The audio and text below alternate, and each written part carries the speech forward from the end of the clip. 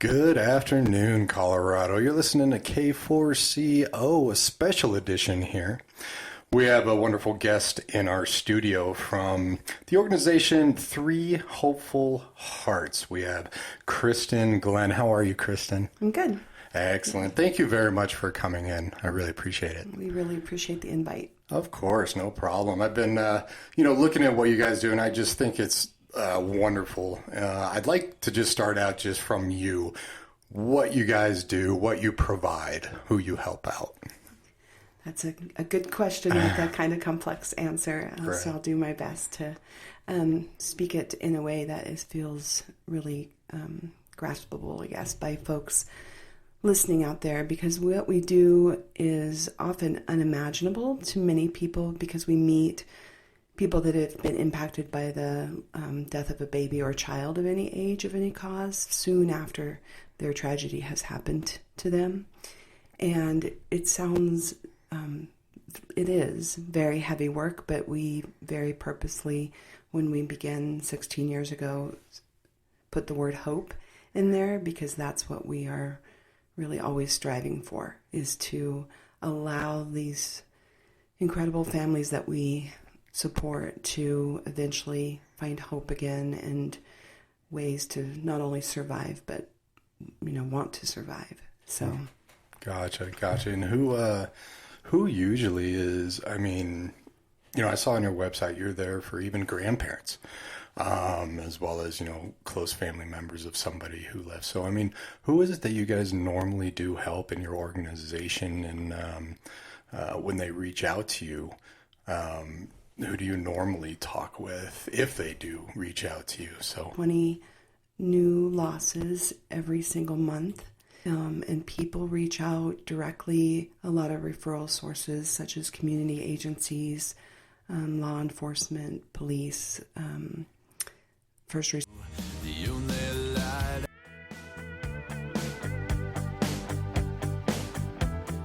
The hospital, they will reach out and let us know that they've gotten a family's permission to reach them, because I think a lot of times when someone's that deep in tragedy and grief, if you just hand them a brochure or a business card, it's so, one, really impersonal, and also they can't barely remember their name or how to walk upright, let alone who they should call for grief support.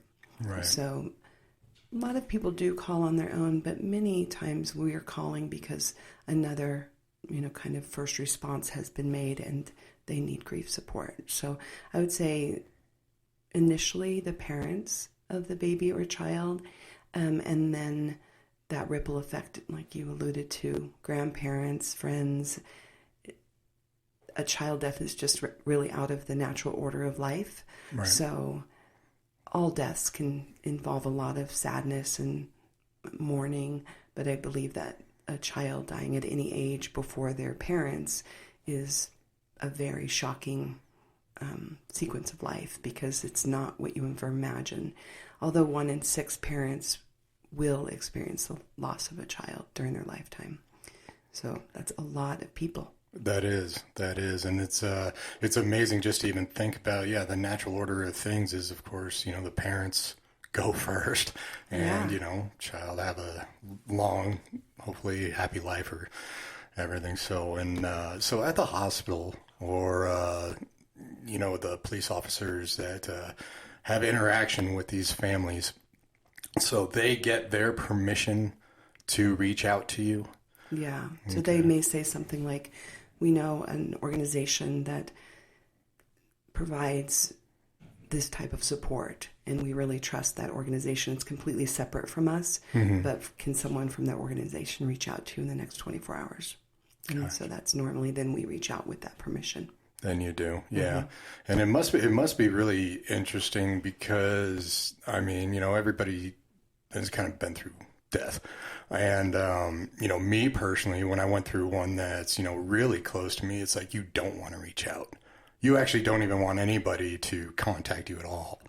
So do a lot of people actually are hesitant to having you reach out?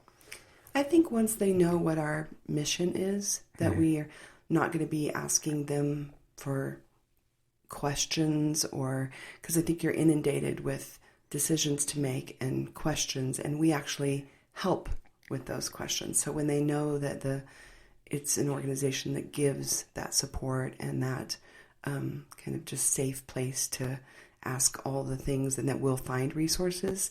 I rarely have someone say that a family didn't want us to reach out, but it does, I'm sure, take some time for them to realize kind of who we are and who we're not. It's nice to be completely separate from anyone else they've kind of encountered. We have great partnerships, but we're not linked to any healthcare or law enforcement. So I feel like it's kind of a breath of kind of ease in knowing that we're a separate nonprofit and we just do grief support just for these types of situations. How long do you usually provide this grief support to these families? I mean, is there like an average length of time that most families work with you? Forever. Forever. Yeah. I mean, we have families that have been coming to events for the whole 16 years we've been around, because this is also unique in that it will never end for a family. They'll always think of that void that baby or child leaves. And that's not to say that people need the as intensive support for forever, but we have families that come every single year we have a candle lighting event next weekend that's just meant to light a candle. It's a global lighting for children gone too soon, and I see the same families year after year after year. There's certainly no expiration on their grief, and so there's not going to be ever an expiration on the support that you provide. That we're going to provide, yeah. That's wonderful. That's wonderful. You're listening to Kristin here with Three Hopeful Hearts. We will be right back on K4CO. We are back on K4CO with Kristin Glenn, who is actually the executive director and co-founder of Three Hopeful Hearts, and just really helping families that have lost a loved one. And I want to ask Kristin, if it's okay, what got you into this organization? What fuels your fire to help these families? Well, it's an incredibly personal journey into a grief world that I never imagined. In my mid-20s, my husband and I had one precious little boy who was our everything, our entire world. And on one tragic Wednesday afternoon, in an accident, he was gone. And I had never even truly experienced any level of loss. Maybe a great-grandparent or someone pretty removed. Mm-hmm. So there we were, very young, thinking we had our whole lives ahead of us with this little boy, and just completely shattered, just wondering, can we survive this? Like, literally get up every morning. I remember feeling like, how can another day be, how can the sun be coming up? How can people be driving around? My world has absolutely stopped. And to navigate that was nearly unbearable. And in the community that we were in, which is not where we live now, but there wasn't a lot of support. We found little, groups of people that could understand, but there wasn't an organization. We had no advocates. From the moment we were in that family room in the emergency room to thrown into a funeral service that we had no idea how to figure all of that out. And so that happened a long time ago, 30 years ago. So I have had a long time to do my own work and grief work, because I don't think you can support other people until you've really done your own work. Right. And I think sometimes people try to kind of rush into that, wanting to find a purpose, and it's tempting. It's tempting to throw yourself into anything, whether it be work or substances or risk-taking. I mean, anything that could numb the pain. But with grief like that, you just have to literally just go through it. And it was really painful. And I would say I was really doing active grief work for 5 to 8 years of just finding every resource I possibly could just to see if we could survive as individuals, that our marriage could survive, that my mom was receiving support as a grandma. It was a bewildering world, and one that I never imagined. I was one of those people that I think had great sympathy for people if I saw a tragedy involving a child in a newspaper or something. Mm-hmm.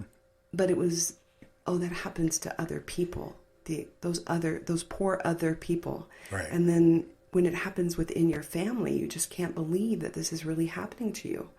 And you just want to scream from the mountaintops, like, why? This right. senseless accident that just felt like one moment our lives were on one trajectory, and the next, I remember my husband arriving to know what had happened and have the emergency staff there. And I just told him, I looked him right in the eyes and said, our lives changed forever today. Because I knew they weren't going to be able to bring him back. And I somehow knew that I was never that Kristin again. Like that former self was gone that day too. So it's literally a rebuilding of everything. Like who are you? He was my only. Right. And the only thing I ever wanted to do was be a mother. So who am I now? It doesn't feel like anyone needs me. It doesn't feel like I have a purpose. It doesn't feel like most people know what to do. And I feel like our culture is pretty bad at grief. Part of our mission is to increase grief literacy in our community. So it's not just about, this type of tragedy happening. Grief is everywhere.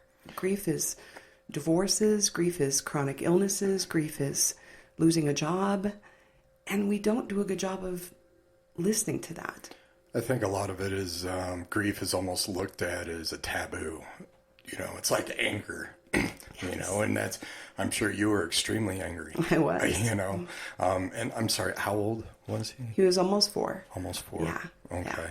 But yeah, it seems like in our society, it's like, oh, you shouldn't be sad. You shouldn't be angry. Yeah. And I mean, think of like the national tragedies that happen. Even in media, we'll hear messages of now the families can put closure. Now they've healed. Now they've found meaning. And sometimes that's like 2 weeks later. And sometimes they think something magic happens on the anniversary loss date. Mm-hmm. Nothing happens on 365 days other than now you've been without your person for 365 days. There's not like a magic cure of time. I definitely don't believe the old adage of time heals all wounds. No. I feel like you have to work at it. You have to go through the muck and the mess and the sludge and really just let yourself mourn and rage and grieve and sob and feel it all. I think that's the only way people can really... There's a great quote that says, grief will knock at your door, and if you don't answer, it will wait and knock down your door someday. And I see people do that really do want to completely avoid that work of grief. And then it does catch up to them with lost relationships, lost jobs, lost income, lost sobriety. And then you've added another tragedy. Right. Right? You've had one tragedy that you had no control over, and now you've added a tragedy that you do have some control over, to get up every day and think, this might not be pretty, but I'm going to make it through the day, Exactly. And I think really the healthy thing is, I'm sure through time it doesn't heal it, because all it does is maybe for a long time they're the first thing you think about when you wake up. Then they're the second thing, then the third, Yeah, but they're always there. Yeah, that's well said. I can tell you're someone that understands grief. People used to say to me, day by day, get through one day, and I'd be like, I'm not even promising the next minute. Don't tell me to get through a day. Like I am barely breathing through this minute. And everyday things like just going to the grocery store or seeing other children's, playing in the playground, or hearing my friends having children. It was just excruciating, because that's the whole life I wanted. And then and the impact on bereaved parents' health is, they've done studies, and it reduces bereaved parents' life expectancies by 32%. I can imagine. I can definitely it just does.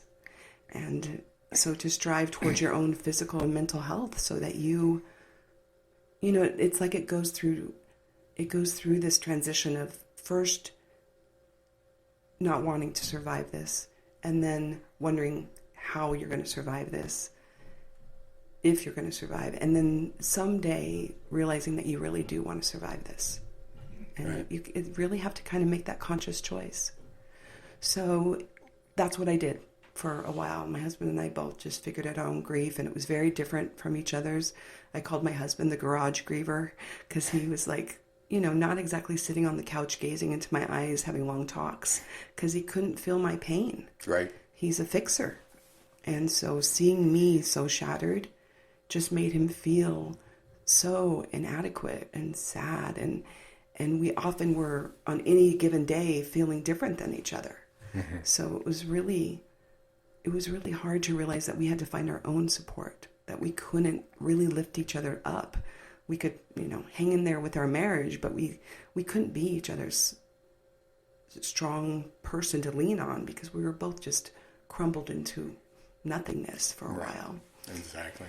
So after we did that, we did move back to our hometown of Fort Collins during that time, which was really, really important, just to be closer to our people. And then at that juncture in my life, I decided that I really did want to reach out to other people. And that was kind of the inception of Three Hopeful Hearts with two other just incredible women that have been impacted by loss and get it. And we kind of hoped that no one would really need us. Of course. Yeah. But thankfully you're there for the people that do need you. So, and I know, you are a nonprofit. You do a lot of this out of your heart. And a lot of nonprofits, they need money. And where does the money go? How does the money support what you guys do? And is it all internal? Is it external, third parties that help? Who all helps all with this? Such an important part of what we have to have a message out in the community, because we probably from our lived experience know what it's like to now have the worst tragedy happen and now be faced with medical bills. You don't get a free pass just because you didn't get to go home with your baby. So now you have the burden of medical bills. We had an ambulance bill, funeral expenses, lost work.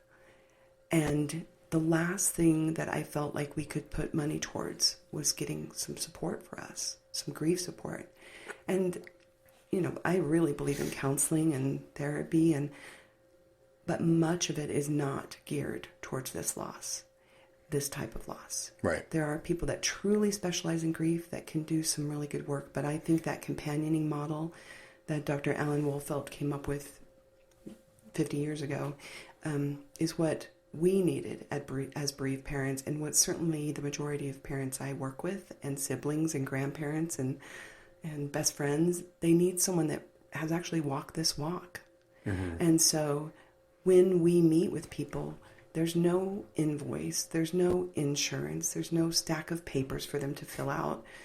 We immediately are asking them about memories of their child and tell us, are you able to take sips of water every day? And which is a beautiful way to provide services. And yet, not being paid for service at all, we have to cover everything. Right. And we've grown from a staff of 1 to a staff of 4, all of us working part-time except for one of us to make sure that we're just as fiscally responsible as possible. But, we have a Center for Hope that's really important, to have a private, safe, comfortable, welcoming space. Because walking in a door that says grief support after loss of child, no one ever imagines that they're going to be part of that group. So it's so brave to even walk in, and we used to have to meet at coffee shops. And there's no privacy there. So we have a Center for Hope to pay for. We have staff to pay for. We just don't have a pay for service structure. Many families down the road will find that there is some meaning in assuring that other families can also have our services. So they'll do something that's kind of like a pay it forward model. Mm-hmm. But that's on their own time. It's not on Three of Hearts to say, oh, it's been this many months. Now we're going to send you somehow a bit. We would just never keep track of that monetary part. It feels so insensitive. It feels so not what we're about, but it certainly would be an easier financial model than what we do. Especially for people who don't have, say, the money. I mean, all the expenses that come up when a tragedy like this happens. So forget the whole not even wanting to talk to people about it, putting up that wall. Yeah. But then there's that financial part of it. Oh my gosh, absolutely. And our bereavement leave in this country is ridiculous. It's like 3 days off work sometimes. Mm-hmm. And if you're a step parent, then you're not even like recognized. Or if you're a best friend, like you have to have certain relationships somehow dictated by their policies to count. So there's lost wages. The health that I talked about really does decline when this kind of tragedy happens. So we just don't want Three of Hearts to ever be a burden to families. So. It's really amazing how you get maternity leave. How many months? A couple months for that? Yeah, absolutely. But if something were to happen to the child, lose that same, maybe 3 days. Mm-hmm. That is such a profound statement, because I just had a mom go through that, where she expected to have this baby. She was 2 weeks from her due date. Everything was going well, and then a terrible thing happened internally that caused her almost to lose her life, but the baby to be born, stillborn. And her employer called her like a week later and said, well, this doesn't really count as maternity leave now. So if you can get us a doctor's note, we expect you to get back. Can you imagine being that HR representative that has to call? That's right. And say, why aren't you, I know this happened, but we need you to work. Yeah, doesn't count right as maternity leave. Exactly. So I do think there's a lot of opportunity for education around that, even at a legislation, kind of legislature level. But what we really focus on is hoping that people will advocate for themselves, that Three of Hearts can have a voice in the workplace. We do a lot of training within workforces about how to be sensitive when someone comes back to work, and make sure that they're getting at least the grief support they need. Right, exactly. Well, thank you so much for what you do. We're going to take a quick break here again. We're speaking with Kristin Glenn with Three Hopeful Hearts. All right, we are back with Three Hopeful Hearts, and Kristin Glenn, actually, who's the representative we are speaking of, and actually the executive director and co-founder. And kind of talked about where this money goes through, but, a lot of times people can do money, they can do even more, even spreading the word, for certain things, especially when people don't know there's organizations out there that do what you do. And so, I do know Colorado, first of all, tomorrow is Colorado Gives Day, which is a huge day for giving to your favorite nonprofit. It's kind of like a promise Colorado made, just to look deep down and, I care about this. Let me find what I can donate to help this cause. And so with that right around the corner, there is a donation button on your website. And the website, just so everybody knows, it's the number 3hopefulhearts.com. So just 3hopefulhearts.com. Let us know. So how can people really help? Of course, money is a big thing, but let us know, how can people really get behind you guys and learn everything about you? We feel so supported by our community, and when we think about what people do give to us, we break it into one of the 3 T's. It's either time, talents, or treasures, So certainly the money is really important for our operations to continue. And we try to do different retreats and camps to get people up in the mountains away from their daily lives to really focus on their grief. And those are very expensive to run. Do a whole school program that is reaching out to middle schools and high schools to assure that those kids in health classes do have some of those grief coping strategies, hopefully before something occurs in their lives, so they can fall back on those tools. And then we have 9 support groups every month and do sessions in the Center for Hope that have no charge to the family. So that's kind of the day-to-day where we do need those donations and grants. But if people know corporations that would benefit from having us talk to them about what grief in the workplace looks like, we love to provide those, just to allow the workforce to be very sensitive to their employees. I mean, it helps so much with employee retention if you can treat people kindly during their darkest times. Right. So if someone knew a business, small or large, that would benefit from that type of presentation, that helps us get other supporters. The talents that people give to us are profound, whether it's like sewing our little felt hearts to running one of our support groups. So if someone feels like this really speaks to me, I'd like to volunteer for a camp, or writing cards. We write cards to every family on both the birthday and the lost date, handwritten cards that arrive, and there's no expiration on those either. And knowing that someone's remembered is so incredible year after year after year, when a lot of people, even in your own family, are no longer saying, like for us, I rarely hear Zachary's name except for if I'm at work, and I think it's part of why I want to do Through the Heart, so I can hear my son's name and I get to say his name this many years later. But family and friends don't say his name or provide memories. So for our card writers to do that, so that would be kind of a talent and time as far as just donating in that way. So we're open to people giving in any way that's meaningful to them. Certainly Colorado Gives Day is our biggest singular day of fundraising that's not an event, which is really nice because all we put into this is social media post and making sure that people know about it, but we're not having to put in a ton of staff time to raise these funds. And the donors are usually going to check that it goes where it's needed, which is also helpful, because when you apply for grants and you apply for kind of restricted funds, those are important, but you must spend them on exactly what the designated grant wants you to spend it on, right? Right, exactly. And so you have all these restricted funds, but you also need to keep the staff paid and the lights on and, little details like that when you're running a whole center.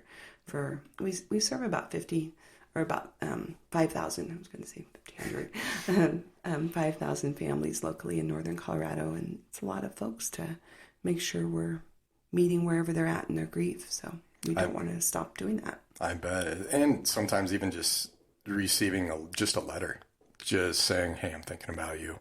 Yes. Someone took the time to do that, and it just helps, know, and still think the biggest thing is just breaking down that wall that grief is not socially acceptable. It's like, you shouldn't be angry, you shouldn't be sad, type things. But how can people contact you? So, I mean, you do have your website, 3hopefulhearts.com. Are you on social media? And you said that there is brick and mortar building for you guys. So where is that? Yeah, all those ways. It's in South Fort Collins, very accessible we serve a lot of families in Greeley and throughout Denver and Wyoming. So people do come up quite a bit, because I think even though we learned during COVID to do support in Zoom land, it's not ideal. It's really nice to be with another human being that you can get a sense of their support. So a lot of people just do come to the center. But we do have virtual support groups still. We learned how to do that in 2020. And so coming by the center, probably the website is probably the best place to land, because it has all of our different services and events, and it has a lot of those details and a contact form so people could reach out that way. We also, have a phone number on there. We're on both Facebook and Instagram pretty regularly too, so they could friend us on those. Facebook and Instagram, that seems to be really big these days. I mean, with the social media, I'm a little old for that, but I had to thrust myself into it. So, and I do show the phone number on your website, 970-430-6136. So, if somebody, is listening to this interview, whether it be now or in a future time, and just like, I know somebody, all of these are monitored, and they can reach you on Facebook, Instagram, through your website, through Contact Us, or even give you guys a call. That's absolutely true. And we're really responsive. We get right back to families because we know when it took that kind of bravery to make that call, people deserve to hear back and have a real life human that understands and will listen to their story and wherever they're at in their grief. Right, exactly. And I know it definitely takes a lot to make a phone call.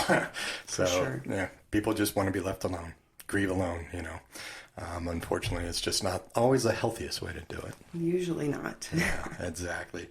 We're just going to take one quick break again right here. We will be right back with 3 Hopeful Hearts on K4CO. We're speaking with Kristin Glenn. We will be right with. We are back on K4CO with Kristin Glenn from 3 Hopeful Hearts, an amazing non-profit that really just helps out people who especially have lost children, young family members, because that's probably one of the worst things to go through, because you would imagine, you'll be waiting for me to go, then dealing with that. Such a great thing, especially since there's no time expiration when you help people. People still come and visit you, brick and mortar, at your location. Do you have any events coming up that you would like to let everybody know about? Yeah, absolutely. We try to do things throughout the year that are meaningful for families and friends to gather.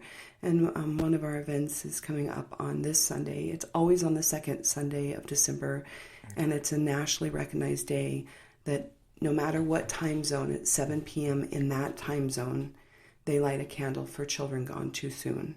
And it's been going on for decades. And so we always light at 7 p.m. Colorado time.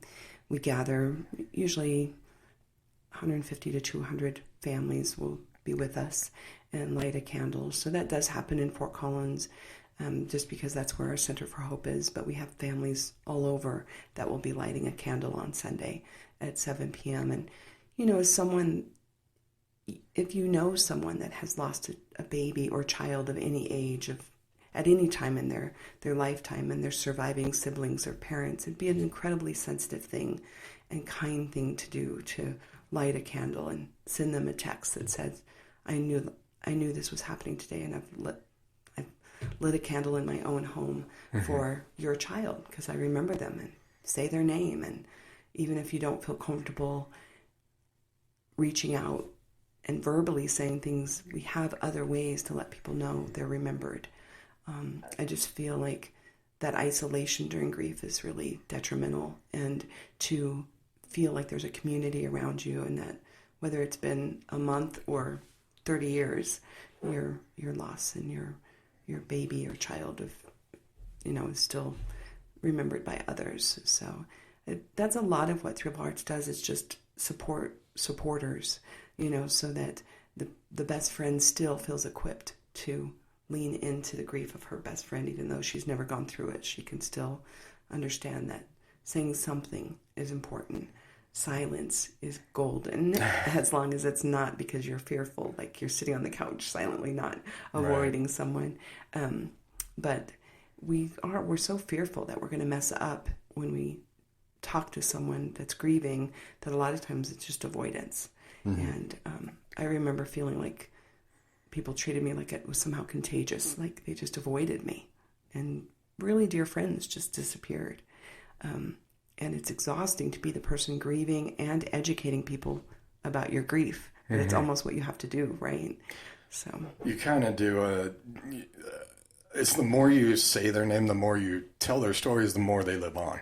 Exactly. If it never comes up, then the memory doesn't live on. So exactly. And you're so fearful they're going to be forgotten. They were your whole world, and then when they're not earthly here, then somehow you're supposed to stop talking about them in our culture, which is just, it's really too bad. We don't have more accepted rituals, and that grief isn't better understood. But it's definitely something that we are really taking on as a big part of our mission, to increase what we call grief literacy. So people are just as literate in grief as they are reading. That would be great if they understood what it's like to really walk alongside someone and be their companion when they're just needing someone to meet them wherever they're at.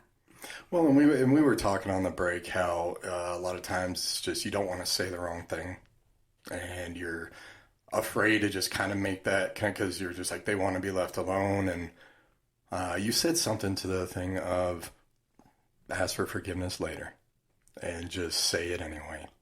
Absolutely. There's no family that I ever meet with that I know what I'm going to say. And I've lived this, I've done this work for a long time, but I never sit down with a family and don't have some butterflies in my stomach with like, I hope I can say something that's even a little, not healing, but, helpful or, and I've reached out to families after we have a meeting and said, told them, I said this and I didn't like the way it sounded in the room. Can you give me grace? Can you give me, but we're all just so human, and just to remain away from each other is the last thing we need when we're hurting so desperately. Yep. You need your community. You really do. That community is your family, your friends, your neighbor, somebody. Really do. And I think that's Three of Our Hearts is just one more community, so that when you do come to a support group, everybody here gets it at some level. So, we have many, many support groups every month, and people that are in that space aren't walking in and saying, Happy Holidays, Merry Christmas, what are you going to do for the holidays? Do you have your shopping done? Like it's a protected space. Right. So for an hour and a half, we can talk about how hard Thanksgiving is with that missing, the empty chair, literally. Mm-hmm. We can talk about, I don't want to hear Christmas carols. And maybe we do. We don't. It's not like the holidays are ruined forever for everyone, but maybe they are. And maybe at some point you get to that point where you can just smile in remembrance. Absolutely. And help. That's right. But no one is pushed to that in an environment like Three of Our Hearts. Right. It's like on their own time. Yeah, you definitely have to be ready. Yeah.